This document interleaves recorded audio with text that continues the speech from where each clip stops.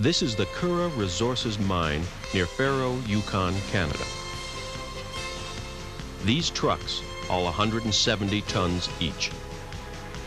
In a day, they bring out close to 80,000 tons of lead zinc ore and waste.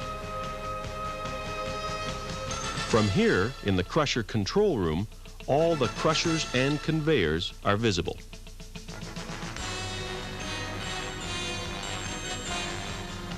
In the mill control room, computers monitor the milling process and help keep the mix consistent. With 47 tons of lead or zinc concentrate, 35 trucks each day leave for Skagway, Alaska on the 1,100-kilometer, 24-hour return trip. This is Yukon zinc concentrate. The name may not have the ring or romance of gold, but in the past 20 years, Yukon's lead zinc ore bodies have earned the territory more money than Klondike gold ever did. Yukon's boom and bust economy saw this mine, one of the world's largest, close in 1984. The nearby town of Faro, second largest in Yukon, almost closed down as well. Then in 1985, Curragh Resources purchased the mine. Since that time, production levels have far exceeded the previous owners, at less cost and with fewer employees. This is a story of success, of triumph, of Curragh's triumph of the North.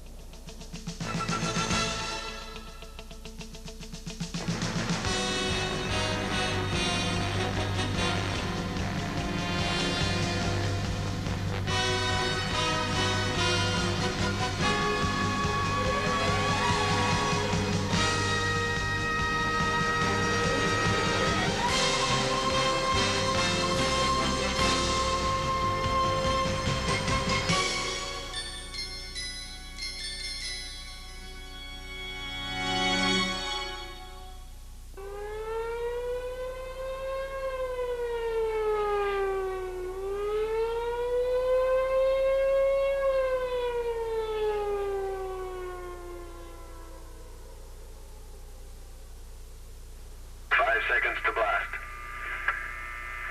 Fire, fire, fire. It begins with a blast. Another 125,000 tons of ore broken up in the bottom of this pit, which is already about 1/3 of a kilometer deep and 5 kilometers long. We work round the clock, 365 days a year. From 80,000 tons of combined material brought out in a 24-hour day, 66,000 tons of it will be waste.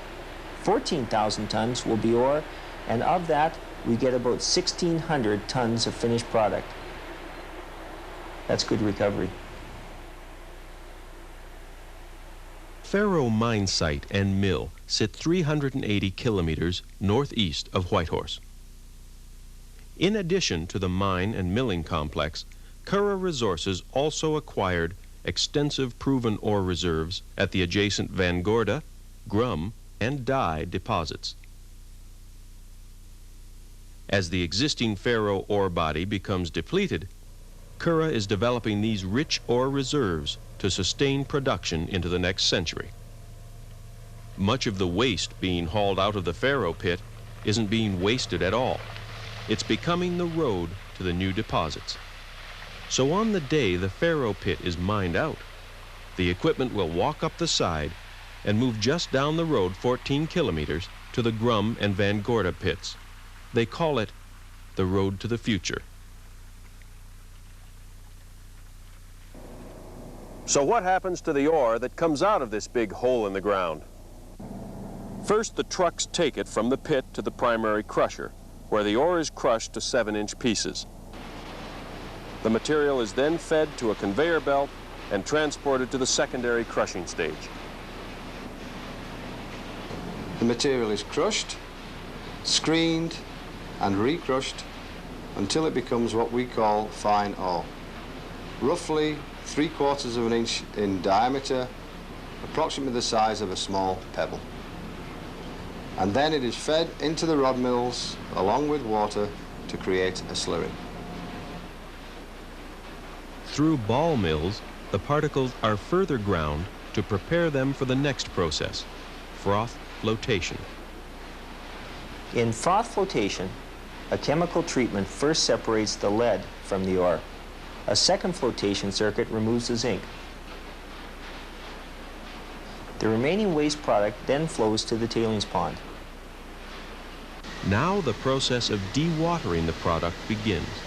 Huge vacuum disc filters reduce the moisture in both lead and zinc concentrates. The lead and zinc concentrates are fed into rotating drum dryers. These high-temperature furnaces further dry the concentrate.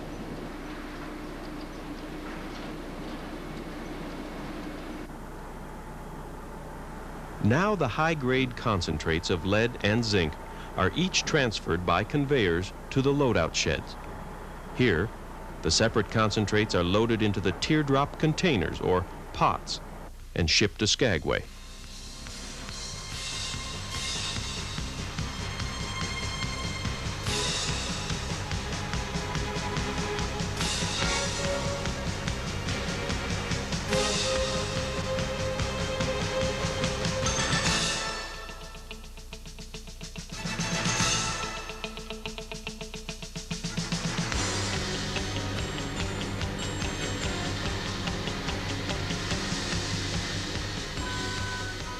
The port of Skagway, Alaska is ice-free for the entire year. Here the concentrate is stored and then loaded onto large bulk carriers for shipment to customers in Asia, Australia, and Europe. Almost all of these sales are made under long-term contracts.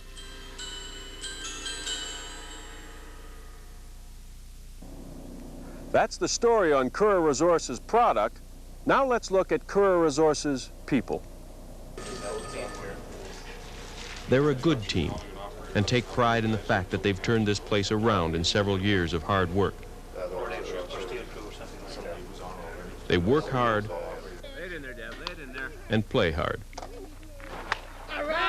One of the reasons that I enjoy my job so much is that I do have an opportunity to circulate amongst the people here and get to know them. We've got some damn good people here, and we're very proud of them.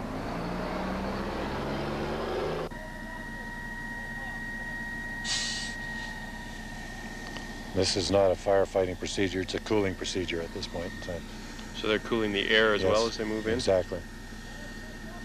Now what they're going to do is create a steam, and the steam is what eventually is going to put the fire out.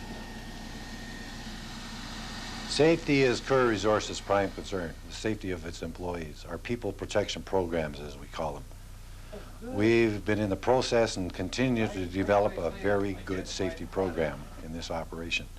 And the intent of the program is to have people learn to look after themselves in a safe manner, as well as looking after one another.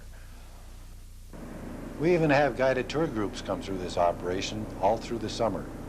We have a tour guide that caters to the needs of the tourists coming onto the operation, explaining the operation thoroughly.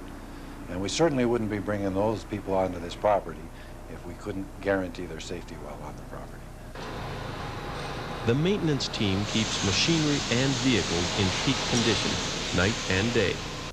A successful preventive maintenance program further reduces downtime due to equipment failure.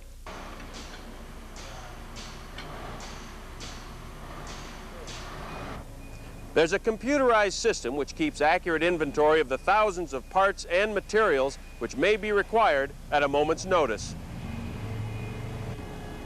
In our actual warehouse inventory here, we have about 16,000 line items in inventory and approximately $10 million in value. We move about $2.4 million through the warehouse on a monthly basis. We're pretty much self-contained here.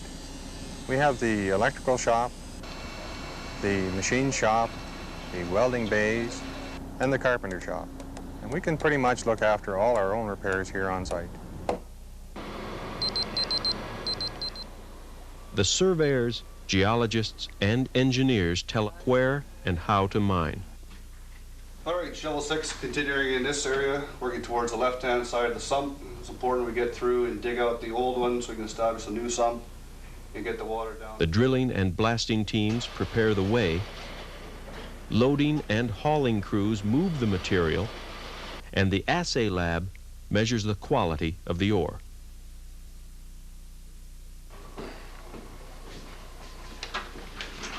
Okay, gentlemen, Alex, you want to do the plan for today, Bill, production, Charlie, maintenance, and then Brad will go over grade control and geology. There is no secret to Curragh's triumph in the north: careful planning and qualified people. In addition to the long-term plans for development, each day begins with production meetings in both the mine and mill departments. Here, decisions are made on how people and equipment can best work to achieve the daily objectives. Start on that main alternator.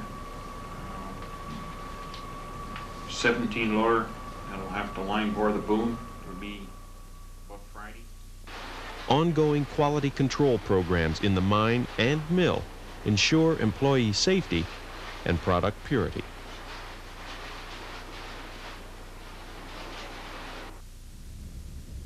What about winter? Well, winter here actually helps the mining and shipping process. The highways are cleared. It's a dry cold, and what snow there is either blown or swept off the highway by the constant Curragh traffic. Now, what about living in Faro, Yukon in the winter? There's a lot of snowmobiling and cross-country skiing, along with the ongoing development of the ski hill in Faro. Inside the rec center is a curling rink and gym. There's scouts, arts and crafts courses, athletic teams, and special interest groups. Summertime particularly is a very active time around the Faro area. Ball tournaments are happening on a regular basis that take advantage of our long summer days up here. You've got outdoors fishing, camping. It's, you know, you get all the sunlight. You can go for walks late at night with the family after you come home from work. I like it. I haven't been here that long, but it's great. Good, friendly people. And they'll help you get whatever you need to make your stay a more enjoyable one. Like fresh baked bread, for instance.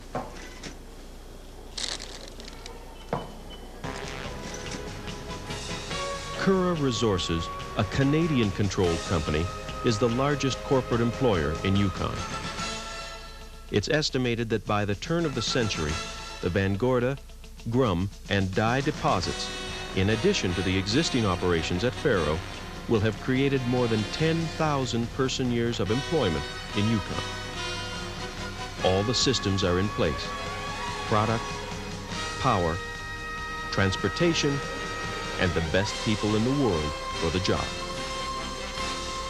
No wonder the operation here is called Curragh's Triumph of the North.